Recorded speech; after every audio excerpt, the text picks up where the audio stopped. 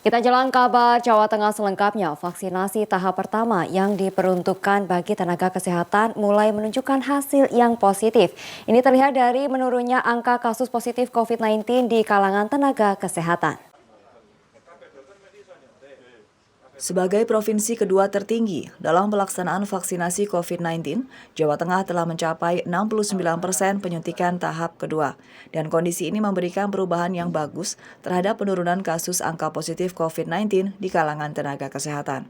Dari data Dinas Kesehatan Provinsi Jawa Tengah, sebelum pelaksanaan vaksinasi, rata-rata tenaga kesehatan yang terkonfirmasi positif COVID dalam seminggu ada 250 hingga 300 orang nakes.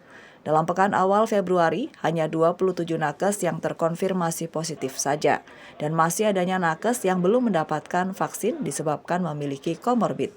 Hingga saat ini nakes yang belum divaksin sekitar 15%, dengan mayoritas berada di kriteria eksklusi. 50% lebih begitu ya. Jadi ini menurut saya berita yang cukup baik. Sehingga kalau kita melihat grafik-grafiknya sekarang mulai cukup bisa terlihat. Ini tren bulanan COVID ya. Ini sudah kelihatan begitu naik, ini mulai ada turun, terus kemudian ini tren mingguannya udah kelihatan banget turun gitu. Ini gambar-gambar yang menurut saya menunjukkan optimisme kita. Tren mingguan yang dirawat sudah anjlok gitu. Jadi ini optimisme, bahkan beberapa rumah sakit kemarin sudah mulai menutup isolasi-isolasi yang ada di rumah sakit, blok-bloknya, itu artinya juga pertanda baik.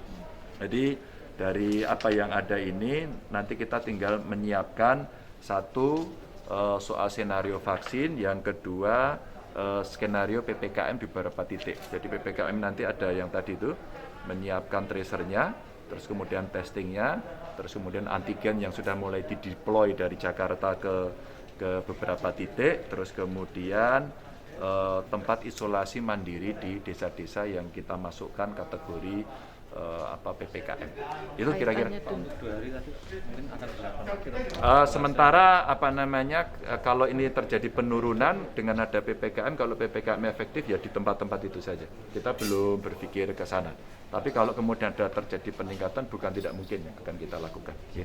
Dari data yang dihimpun Dinas Kesehatan Provinsi Jawa Tengah, tren bulanan COVID-19 di Jawa Tengah pada bulan Januari mengalami penurunan menjadi 28.189 dari Desember yang mencapai 30.948.